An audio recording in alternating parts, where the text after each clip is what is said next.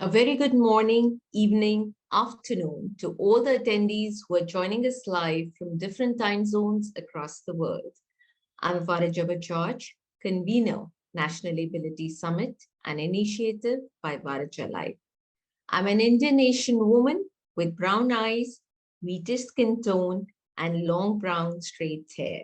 I'm wearing a bright olive dress with a blue jacket with a white background with the logos of Varija Life and National Ability Summit on the left and the right top corner of my screen. In this session, we would be talking about empowerment through disability sports. Disability sports has grown in popularity in recent decades as people with disabilities have enhanced their rights and status in society. Persons with disabilities often face societal barriers and discrimination in many societies. As a result of this stigma associated with disability, persons with disabilities are generally excluded from education, employment, and development overall. Sports can help reduce the stigma and discrimination associated with disability. Through sports, persons without disabilities interact with persons with disabilities in a positive context, making them think how and what persons with disabilities are capable of doing. The power of sports as a transformative tool is of particular importance for women, as women with disabilities often experience double discrimination on the basis of their gender and disability. The UN Convention on the Rights for Persons with Disability is the first legally binding international instrument to address the rights for persons with disabilities and sports. Article 30 of the Convention addresses both mainstream and disability-specific sport and stipulates that state parties shall take appropriate measures to encourage and promote the participation to the fullest extent possible of persons with disabilities in the mainstream sporting activities at all levels. Now, two prominent examples of disability sports are the Special Olympics and the Paralympics. The controlled competition philosophy of the Special Olympics is to treat everyone as a winner. And the Special Olympics is open to everyone with an intellectual disability who is 8 years old or older. On the other hand, the International Paralympics Committee organizes elite sport events for athletes with a number of different types of impairments. The Paralympics developed from a modest start in 1948 in England, and thereafter has been relentlessly pushing the glass ceiling. A number of recent critical media analyses have focused on social marginality, inequality, and bias in the print and electronic media coverage of disability sport. But let's hear it from our expert panel, how they ensure empowerment through disability sports. Please welcome Patrick Stolpmann, Head of Technology and Transformation, International Paralympics Committee from Germany, Tony Bennett, Head of Disability and Inclusion, the International Golf Federation and President, the European Disability Golf Association from Portugal. Welcome, gentlemen. Patrick, over to you. Please introduce yourself. Thank you so much. And thank you for inviting me to speak on this topic. And it's a pleasure to share my insights with you and your audience. My name is Patrick Stolpmann. I'm the Head of Technology and Transformation at the International Paralympic Committee. The International Paralympic Committee is the umbrella association for the Paralympic movement, where one national Paralympic committee in almost every country of the world who is responsible for the disabled athletes in their territory. As such, we are responsible for hosting the Paralympic summer and winter games that happen every 4 years. In my role at the IPC, I oversee the areas of technology that are core to the organization, but also those that are needed to stage the Paralympic Games, working together with the IOC and other organizing committees of future Olympic and Paralympic Games. Tony, over to you. Thank you, Patrick. And how do I follow that? So all I'll say is that my name is Tony Bennett, and quite rightly, I am really pleased to be here to chat to you today a little bit about what we do in the sport of golf. And you've seen that from my introduction that I work with the International Golf Federation on disability and inclusion. And I also I volunteer for the European Disabled Golf Association as the president of that association. So really anything to do with golf and people with disability is really passionate to me. So that's my background. I'm a former player, a former coach, a former national coach, and then a coach educator for an organization which today is called the CPG. That's the Confederation of Professional Golf. So I've seen golf from many different spheres, from the very beginner players who've never touched a golf club before, all the way through to the champions that you see coming through your TV set.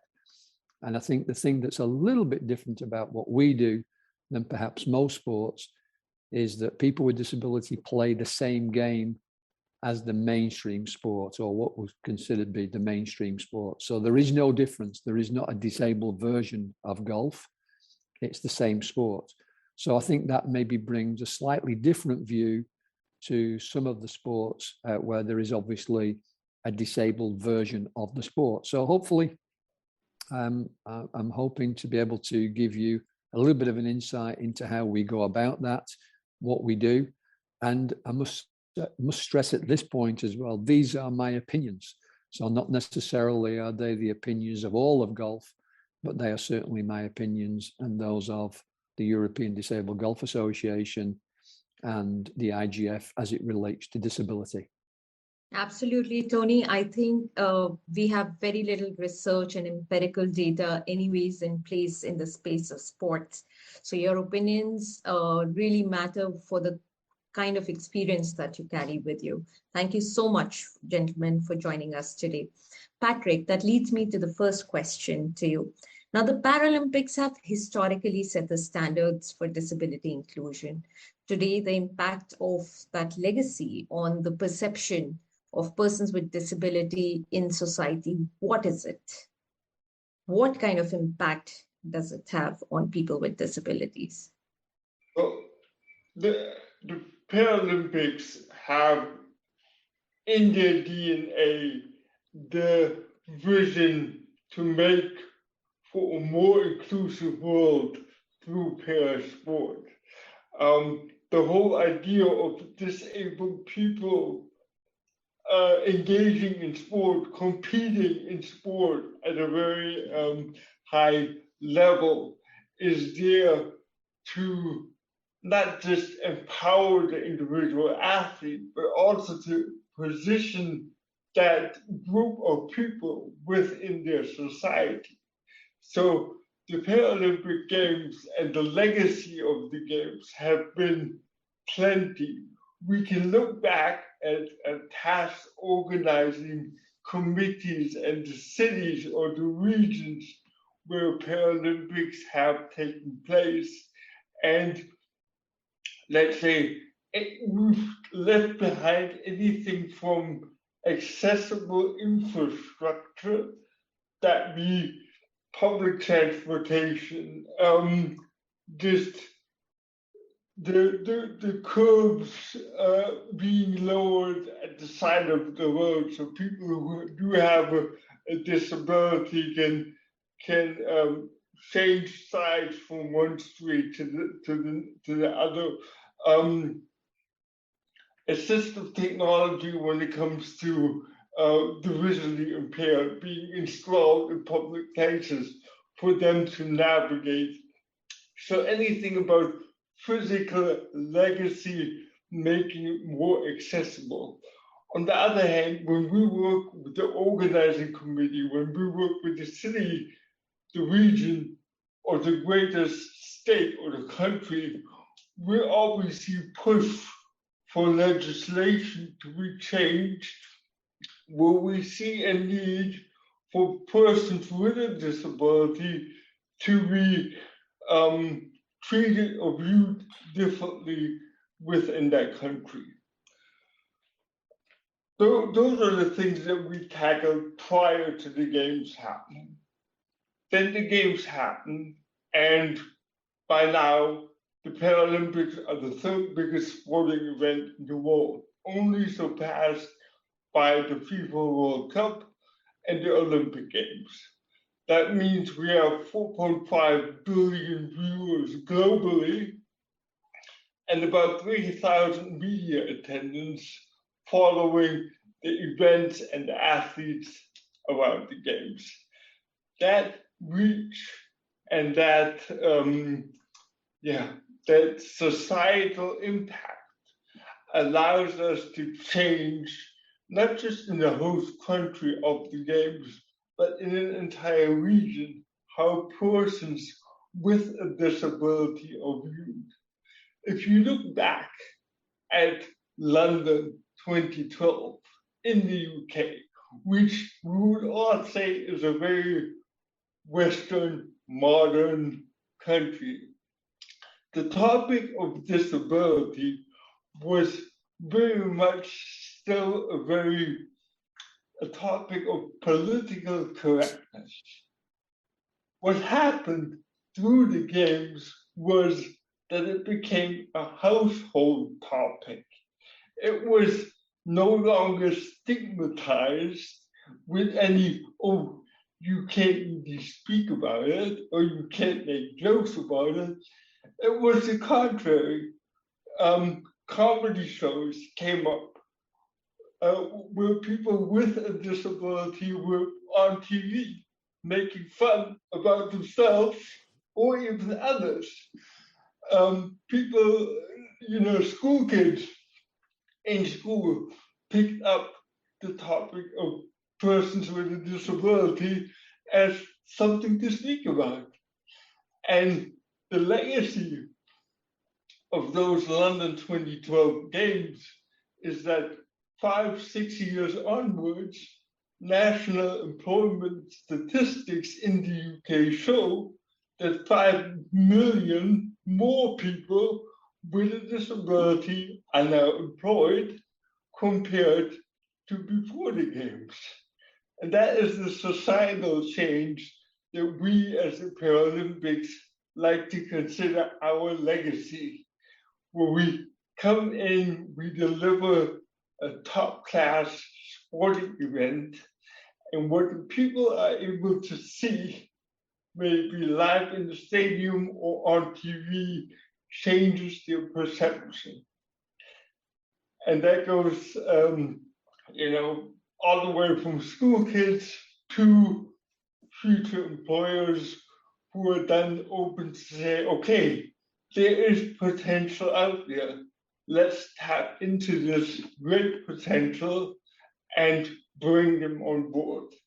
So that, in a nutshell, is what we consider the legacy of the Paralympics and the impact that parasport has on persons with a disability in society. Them seeing what others have overcome in order to deliver that high-class sporting performance, provides them with confidence, empowers them to go out on their own and overcome certain barriers that they may have faced in their own personal lives.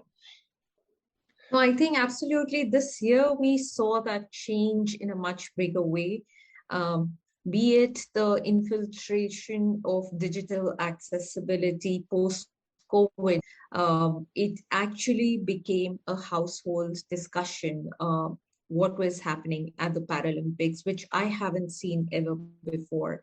So thank you to your entire team and everyone at Paralympics for making this happen, because it is not just about sports, it's not just about Paralympics, it is actually about empowering people with disabilities, and you're definitely setting benchmarks and you're right there leading the baton. So thank you for that. I would come to Tony. On the contrary, Tony, you're dealing with a very different sport. What is different about disability golf from other sports that we discuss at Paralympics?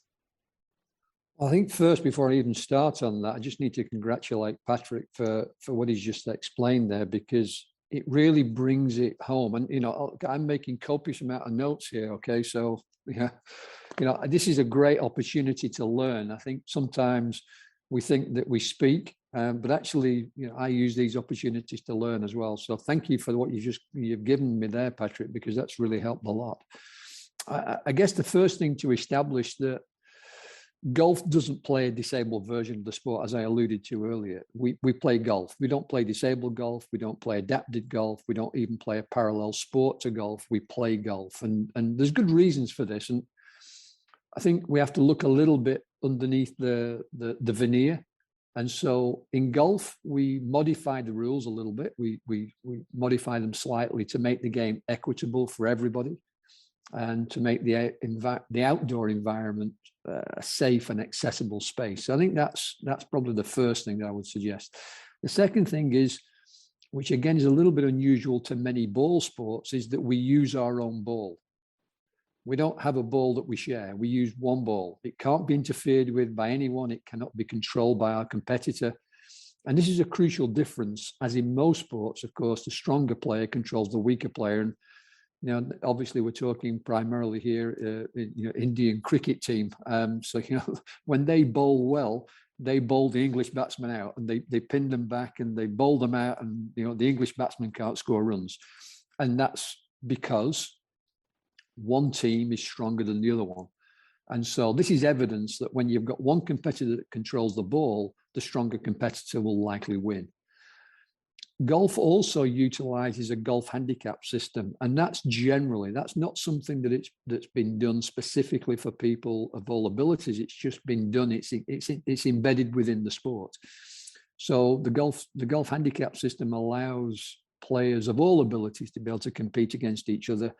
And without going into all the gory and fine detail of golf handicaps, because that will bore everybody to death, suffice to say that the world #1 player can compete against somebody who's just achieved their first golf handicap. And because they've just achieved their first golf handicap, it might be 54 or something similar to that. But at the end of it, by the time they come up the 18th hole, they should still be more or less level. And so it goes down to playing their own ball, using the golf handicap, and they can compete. So I think that's great.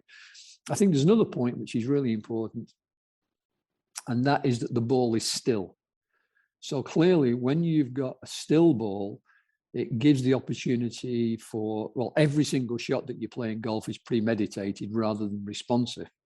So there's no time where you have to respond to a moving ball. It's always still. So this allows somebody with a visual impairment, maybe a balance disorder, a physical limitation, the opportunity to take their time to prepare for every shot. And that might be with the use of a guide in the case of a visual impaired player, or a motorized vehicle in the case of a seated player that's playing, you know, maybe with a spinal lesion or neurological impairment.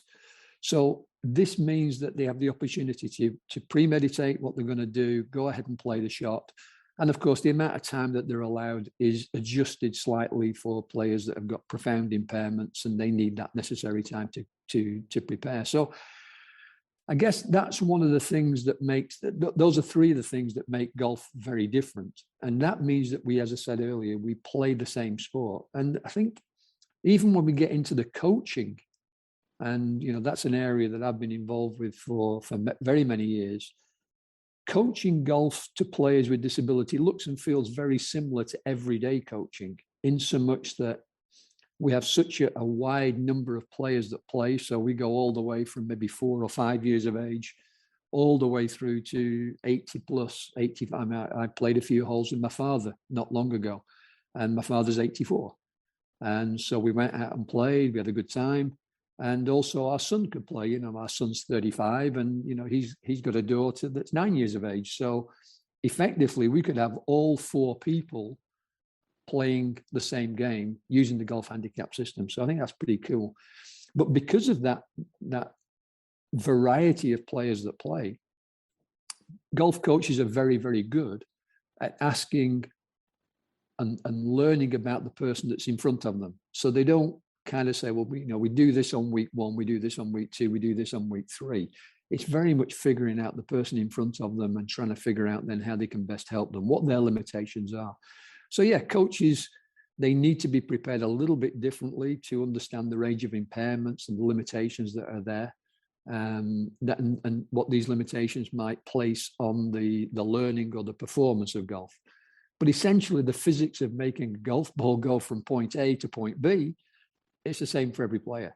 So Edgar's got, you know, quite a number of programs that we use to train the coaches, be they introducers, developing, or experienced elite coaches. So when I say that it's all very much the same, it really is. It's, yes, there's some modifications. Yes, there's some kind of minor adjustments, but fundamentally same game, played in the same way, coached in the same way, with very small modifications just to make sure that it's a safe environment. I think another thing which is very peculiar about golf is the conversation with self. And all those people who play golf, they love to talk about it more than they actually play golf. Is that true, Tony? Well, yeah, it is true. I think what's really interesting, you've led me on to something that perhaps, you know, may be interesting or may not be, but hopefully, you know, I'll put it out there and let you think about it. So to play golf, and again, I'm not going to demean any other sport in this when I say this, but there is a real combination between sensory ability, physical ability, emotional ability, mental ability, or if you like, cognitive ability. So it's kind of like a cocktail. So, you know, we pretty much know what a good golfer does and how they do it and how they do it well. And they've got all these ingredients. And somehow we've got to be able to figure out, how do you mix those ingredients? So sometimes you're physically great, you know, you hit really good shots, but mentally you're not quite there. You know, you maybe just not thinking very well, or maybe you're emotionally upset, or you may be emotionally too high. Could be that, you know, maybe the impairment gives you a sense of feel that's not quite correct. So feel and real is something that we talk about a lot in golf. What we feel is not necessarily what happens. So I guess that it's a really complex kind of game to be able to play well, because you've kind of got to get all of those things in balance. If you've got a deficit in one of those areas in terms of that particular day, be that an able-bodied player or a non-disabled player, a disabled player or a non-disabled player, then, you know, regardless, if that person's got a slight deficit because they had an argument with the husband, or they had an argument with the wife, or they woke up a little bit stiff, you know, then yeah, it's going to make life much more difficult to play the game well. I'm sure that's with all the games in all professions, though. But a very valid point that you're competing against your own self. You're not competing against anyone else, and the handicap is totally yours to overcome. I think in many senses, it's highly philosophical, and it's self-empowering to look at golf in that ways. But coming back to you, Patrick, you know, the world has sort of changed overnight. We were leading towards this, but post-COVID, digital accessibility has become really important. What is the role of technology and digital accessibility in Paralympics and in Parasport? How has it empowered today's athletes, especially seeing the last Paralympics?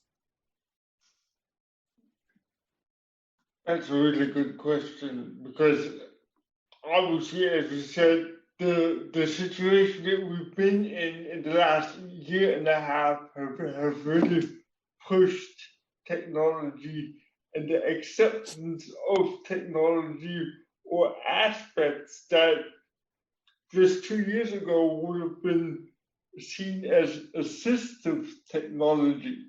Let's say captions under a conversation that we're having right now, or a transcript being done on the side of what we're speaking about that you can go back to and that you can actually read, or that the computer can read to you if you would like.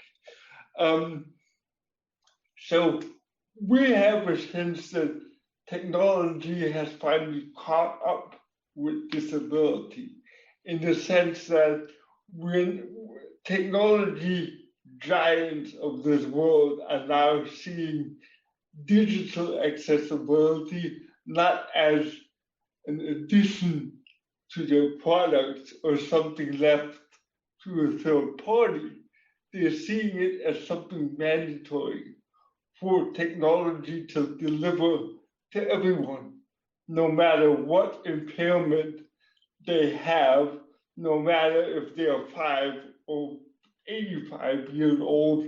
It's just there. It is working, and it's giving you that additional benefit to interact with or through technology and open up means of, let's say, communication, interaction, employment, and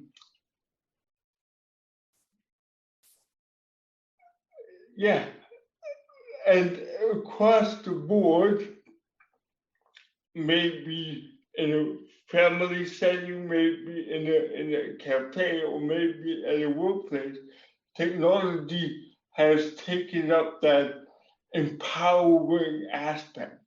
And that is something that we at the IPC have followed, and this is something that we applaud, because it allows us to increase our scope of what we've always considered as mandatory accessibility aspects around the Paralympics. As I alluded to previously, we're great at changing physical accessibility, setway lines, and so forth. But now we have a whole nother playing field to look at and to make it our own, and to say, look, if you are hosting this event, then a lot more things around accessibility will become mandatory, because now this entire area of digital accessibility comes into play and allows you to interact and to engage with so many more people. Physical accessibility is great because it will allow spectators who are coming in, or the residents of that city or that region, to benefit. However, digital accessibility and how far you're able to push digital accessibility services around sports will be able to reach a global audience, and potentially people who have not been able to engage with you on that level previously. So as I said, we believe that technology has finally caught up with disability, and we are now really excited to be picking up that opportunity and to be adding it to our collection of accessibility standards, so to speak, and deliver greater digital accessibility services with future Paralympics. Discussed earlier in the day today in the session for employment, where the facts and figures actually show that the employment during and post-COVID for people with disabilities have increased. And thanks to digital accessibility, I know accessibility is a battle that has been going on forever, physical accessibility. And it is going to be hard to change the whole infrastructure overnight, considering it requires a lot of funds, it requires a lot of society and the government will to change certain policies and make sure that all buildings are accessible, transport is accessible. But the least and the cheapest way to reach out to people with disabilities and to be able to communicate is digital accessibility. And once again, Paralympics has shown us that, because the way this time the media covered Paralympics was purely because of the digital accessibility, setting standards and sort of influencing the rest of the world how disability is viewed. They were actually viewed as sportsmen. They were not viewed as somebody who was disabled, or the narrative that journalism has and media that has created around disability to look them in a very stereotypical way. So yes, digital accessibility, I think, has been or COVID in that sense has been a blessing in disguise to look at disability in a whole new way and through a whole new lens. But on the contrary, I'll go to Tony, where we had this conversation earlier that playing golf it's an expensive game. The kind of golf courses that sort of exist have been there for a very, very long time, and their infrastructure has been fairly non-accessible. So when we are talking about accessibility and disability inclusion in a sport like golf, would you like to share certain practices or the best standards that are being followed by golf courses across the world? Yeah, I mean, I guess that first, the public perception is that golf's expensive. And certainly in an emerging country, an emerging golf market, an embryonic golf market, it normally is, because there's very few golf facilities. When you get to a mature golf market, then there's plenty of golf facilities, there's plenty of offer, and so therefore it becomes more competitive. Golf equipment becomes cheaper, playing the golf courses becomes cheaper. Actually making the golf courses becomes cheaper, and maintaining them becomes cheaper, because clearly there's now more golf courses to maintain, and so there's more competitors in the market. So I guess the public perception is that golf's expensive, but I guess when you compare that, if you compare that against mass team sports, then there's no question it's an expensive sport. But if you look beyond that, and you then start to think about there's a lot of people. Look, you've got millions of people that play cricket. I'm going to use cricket again as an example, or field hockey. It could be field hockey, because I know India is very strong in field hockey. So if you use cricket or field hockey, huge games, but the vast majority of field hockey, the vast majority of cricket is not played on what would be considered to be a formal cricket ground or a formal hockey ground. It's played on the street, in the community centre, wherever it is. And that's the same across the world. Most football is not played on Old Trafford. I'm going to use Old Trafford because my football team is Manchester United, so I'm hanging my head in shame just at the moment. But nevertheless, the vast majority of people will never go and play football at Old Trafford. They'll play in the street, they'll play in the park, they'll play, in the back garden, they'll play against the wall, they'll play in the schoolyard. And cricket's exactly the same in India. And you've got, I think I'm right in saying you've probably got more than 3 or maybe even 4 million registered cricketers in India. But interestingly, when you talk about the number of scored cricket matches, so this is not just the knock-around match, this is the scored cricket matches. Majority of those matches, might be a small majority, but it's a majority, they don't play with the conventional ball. They play with a tennis ball. So they play tennis cricket, if you like, or tennis ball cricket. And I don't need to tell you why that is the case, because obviously tennis ball cricket is popular because it's about safety, reduced equipment costs, more playing surfaces, less required space, et cetera, et cetera. And golf has those options. But I think that what the public see is it sees it coming through their TV screen, it sees on magazines, and they see this, huge facility, which takes a lot of maintenance. Yes, we have some problems with sustainability in some places because they use a lot of water. A lot of golf has now changed, by the way. So we've now got several countries. Denmark is one of those where practically it's self-sustainable from an environmental perspective as well. So I think when we look at that, we can get confused. I think if we start to think about golf using its soft golf options, which also uses a tennis type ball, we need less space, less equipment, it takes less time. And so there's a lot of projects out there. So Edgar itself has got something called Edgar 359, which is a project that gets people playing within minutes of picking up a golf club.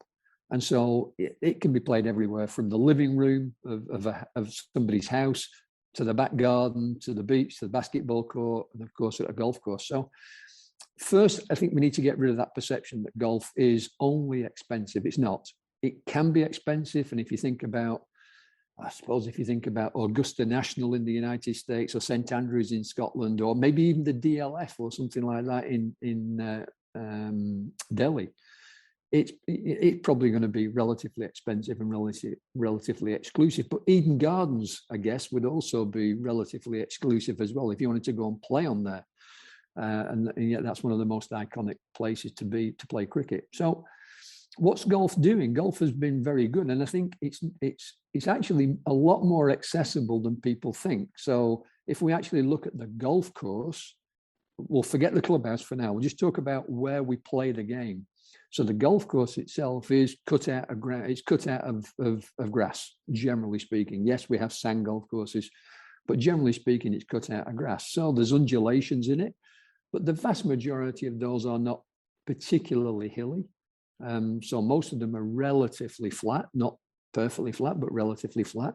I think some of the new golf courses where they've moved earth to make mounding, to make dramatic scenery, it's a little bit different. Pretty much all the golf courses now that are being built are built with buggies in mind. So people can be transferred, from tee to green using a buggy. So that obviously helps with accessibility. Because golf courses are now maintained in a different way, bunkers, which are where traditionally they put sand in a hole, those are accessible by a machine so that they can maintain them. And so if it can be maintained by a machine, it can be accessed also by somebody in a wheelchair. And so again, pretty accessible. So I think from an accessibility perspective, the golf courses themselves, with some small exclusions, is generally pretty accessible. And I think that as golf courses now are going forward, they're looking at how do we make it even more accessible in the physical accessibility perspective. And so when they do their general maintenance, then it's not surprising to see that some of those golf courses now change the design of the bunker, change the design of a tee so it has a slope going to it instead of stairs going to it, and those kind of things. So that's already happening. Go to the golf clubhouse, it can be a little bit different, but legislation now is beginning to kick in many of these golf facilities where they realize they have to have, the physical accessibility that Patrick and you both talked about a few minutes ago. They have to have the parking places for people with disability. They have to have bathrooms that are accessible. They have to have restaurants, etc., that are on the ground floor, or they have to have a lift. So these things are now kicking in. Nothing to do particularly with golf, just to do with the legislation in the country where that golf facility sits. So, we're advising all the time. We speak to the golf course architects. We speak to the golf course superintendents, the people that actually maintain the places, and say to them, look, when you do your greens next time, when you do your bunkers next time. And I think one of the things that you said earlier, which it's correct what you said, but I think sometimes we can over-egg this when we say that to make changes to the physical accessibility can be expensive. And yes, it is. But I think if you're retrofitting and you have a plan for that, so many golf courses will change their bunkers every 10 years. And so therefore, if I've just done my bunkers now, this year, but if I then find out about golf for the disabled and say these are not accessible to people with disability, let me get it in the plan for 10 years' time, so that in 10 years' time it's done. Now, the fact is that I'm giving you the worst case scenario. I'm giving you a 10-year gap. But the vast majority aren't like that, because clearly some are only 3 years away from their bunker renovation. And so they can put it in the plan And when they do it, when they do the full renovation, at that stage, it's really cheap. It's not expensive. So I think that's the way we have to look at this. Some of it can be really expensive if we try and do everything tomorrow. But if we allow things to take their time, and I know that we don't have a lot of time, but if we understand that this is a process, this, you know, we got to this stage now, not because we decided to do everything yesterday, it's because we decided to do this. And it might take us a couple of years to get there, but we'll get there, and it will be bit by bit. And those golf clubs that are not accessible, they will stand up to the plate, because they'll look and they'll have a business disadvantage when they're not accessible. And so they'll bring their plans further forward. So that's kind of the way that we see it. Truly said, Tony, and that also brings me to my next question. I'm not a golfer myself, but I haven't heard the conversations around disability golf, at least in India. What do you think, in your experience, is holding back a country like India to even consider propagating disability golf? I guess if I think about it, there's kind of a continuum between embryonic to mature. So embryonic is somebody's never seen the game before. And mature is obviously you've got millions of people playing the game, or you've certainly got a big percentage of your population playing the game. And so if we start with the embryonic start of this, I mean, I think, if I'm not mistaken, the Indian Golf Union was set up around about 1955. I think I'm right in saying that. Now, golf has probably been there. Your oldest golf club is 1890 something. So, you know, golf has been around, even though there was no formal structure for it with like a golf union or a federation. It's been around for 100 plus years. So, you know, 130, 140 years, whatever that is. But it's still relatively young. I know that sounds ridiculous when I say 140 years, 130 years, but it's still relatively young by comparison to, you know, where golf started, or where, depends who you speak to. So if you speak to a Scotsman, they say it started there. If you speak to somebody from Holland, they say it started there. If you speak to somebody from China, they say it started there. But certainly golf's been around for 350 years or more. And so it's relatively young. And certainly the Indian Golf Union is relatively young. So right now, I mean, India is a sleeping giant. There's no question about that. In terms of the number of registered players, I think when I looked last time, you had about 135,000 registered players in all of India. And you look at that and you go, wow, that's a pretty small number. That's a lot, yes. Well, I'd say it's a pretty small number for India. I think for the number of people I come across, it's fairly a lot. Yeah. So it's kind of, you know, I just look at that and go, okay, look, what's the potential there? I mean, that's less than 0.1% of your population that's playing the game. You know, and that's a pretty small amount. So therefore, when we look at that, where's the incentive for the media to get behind that? Where's the incentive for government to get behind that? If they don't know the health enhancing benefits of being outdoors, playing a sport, which, and look, golf has taken a bit of a boost over the last 18 months, because golf effectively is a conveyor belt. So, you know, somebody stands on the first tee at 9 o'clock, 3 people go play. If they're like me, you know, because I don't play anywhere near as well as I used to play. So I'm hitting it left, my partner's hitting it right, and we've got somebody else hitting it down the middle. So we're kind of very socially distanced here. But of course, we play at 9 o'clock. So when we get to the second hole, it's 9:10, and then another group starts on the first hole. So we're in a kind of a conveyor belt. And so we, you know, from a COVID perspective, it couldn't get any better, really. So golf has taken a boost. You know, there's no question we're now playing more golf pretty much in all countries around the world. But it's still, what I was saying earlier, it's relatively small in India, in so much that what we need to do now is help people to understand what are those benefits. You're outdoors, there's some health enhancing benefits, there's some social benefits, which, you know, I often advise kids, you know, that, hey, listen, where else are you you get a kid at 15 years of age or 16 years of age playing golf. Where else are they going to spend, you know, 2, 3, 4, 5 hours around a business owner or around somebody who's, you know, in a manager in a bank or whatever. Where are they going to do that? And so they're not. So from a social perspective, there's some real benefits there as well. So I guess that the Indian Golf Union became a member of EDGAR in December 2018. And since then, they've been taking sort of, I would call them relatively tentative steps to understand the space, to understand the sector, and, you know, to try and understand how golf for people with disability fits into the current structure that's around. And of course, COVID decimated much of 2019 and 2020. Sorry, 20. Where are we now? 2020. So it decimated much of 2020 and probably certainly the beginning of this year as well. So I think what I know is that the Indian Golf Union are working with the Indian Army at the moment to develop a tournament, which I think is going to take place sometime December 2021. So I think that's going to happen at the Army Golf Course, and that will be, if you like, a kind of I'm going to say a kickoff. It's probably the wrong term. I should probably say, in golfing parlance, I should say a tee-off. But of course, it'll have a little bit more visibility. Hopefully, there'll be a bit of press there. Hopefully, it'll start to reach down to other people that potentially think that the game is out of their hands.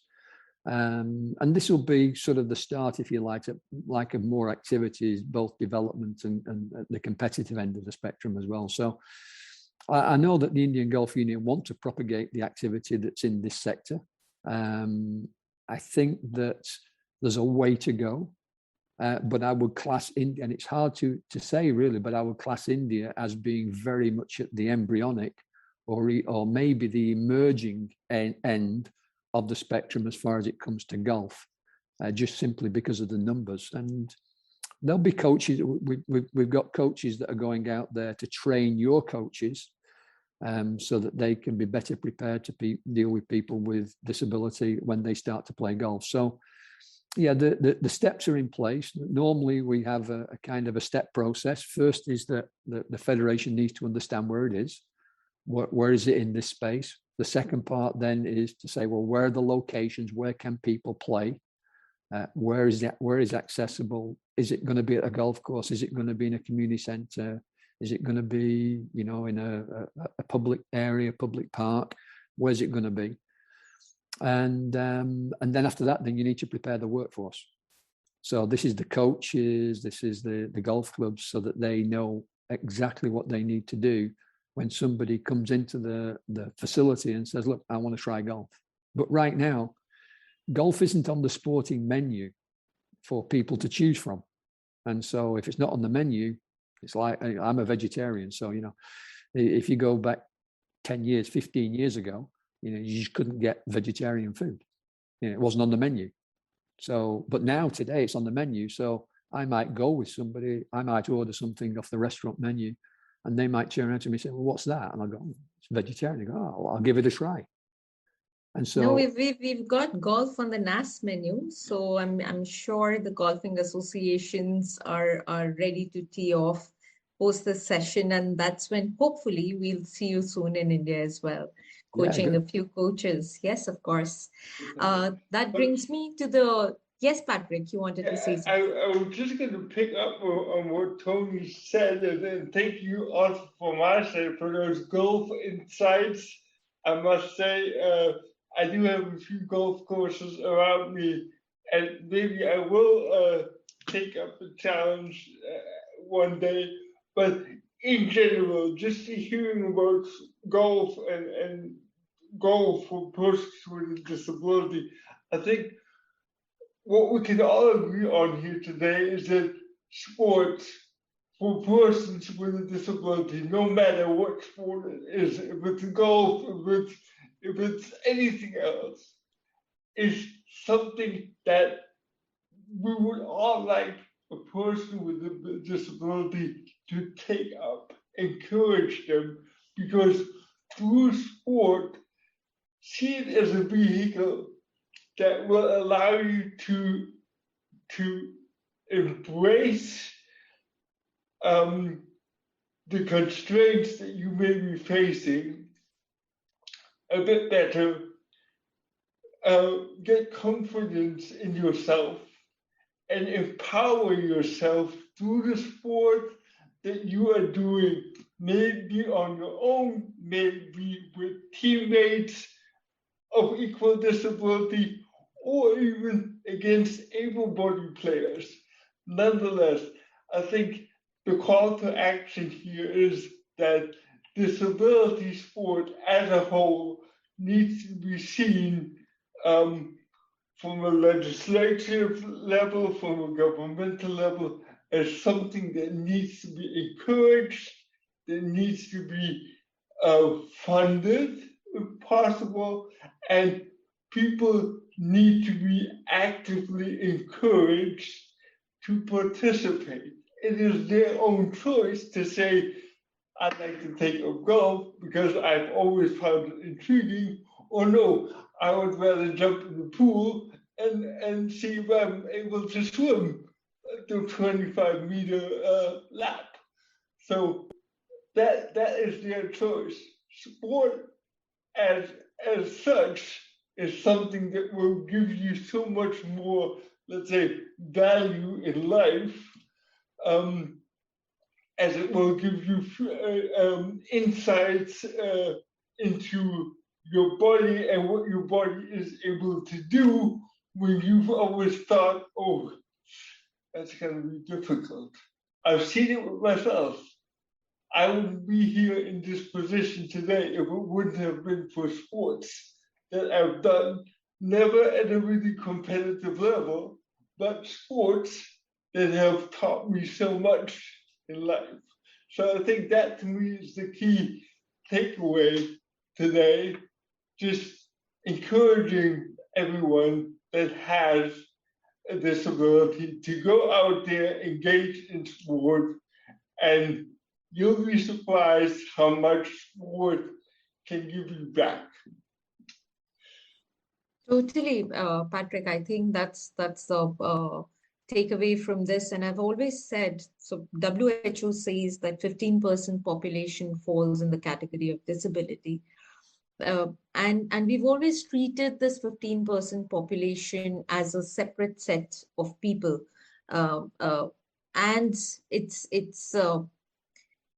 sad to say that the balance 85% people have been dealing with their lives in separation. So there is no common ground. And I think sport, that's what it does. It brings people with disabilities and without disabilities together.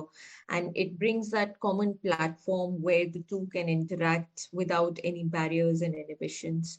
And it's been really interesting and insightful to learn about various perspectives and ways to empower people with disabilities through sports. Now, with the sociological study of disability sports still in its relatively infancy stage, it's not surprising to find very limited amount of research in disability sports. So what Tony spoke about, disability in golf is it's an oblivious subject here in India. But I'm glad that we had Tony to enlighten us in that space. Therefore, future of disability sports are likely to rely heavily on critical perspectives and experts like our panel today. There is much to learn about the culture, organization, governance, commercialization, and stratification of disability sport. The impact of mass media, apart from digital media, of course, on disability sports and relationships of disability sport to mainstream sport and mainstream of society is yet to be nurtured fully. Once again, I thank you, Patrick, for joining us today. Your inputs were extremely valuable. Thank you so much, Tony, for enlightening us in the space of golf. And I hope that this is a tee-off session for India at least. I will make sure that it reaches to the right people here in India and we get to see you both here in India very soon. Thank you very much for your time, and I wish you all the very best with the rest of the Congress. And so, Patrick, it's been a pleasure chatting with you and sharing the platform with you. Tony. I'm sure we'll continue our discussions offline, and I'm sure it'll be a very fruitful one. And as I say, I wish everybody that's listening to this Congress, wish you all a very good learning opportunity And thanks for doing what you're doing, Varija. It's excellent.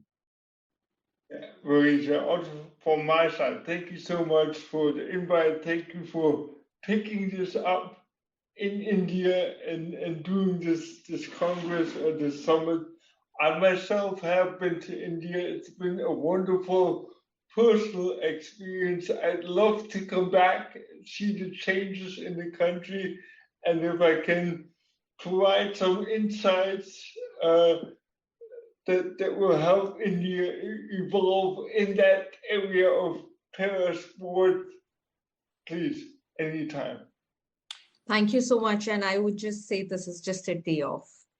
I would sign off with that. This is just a day off.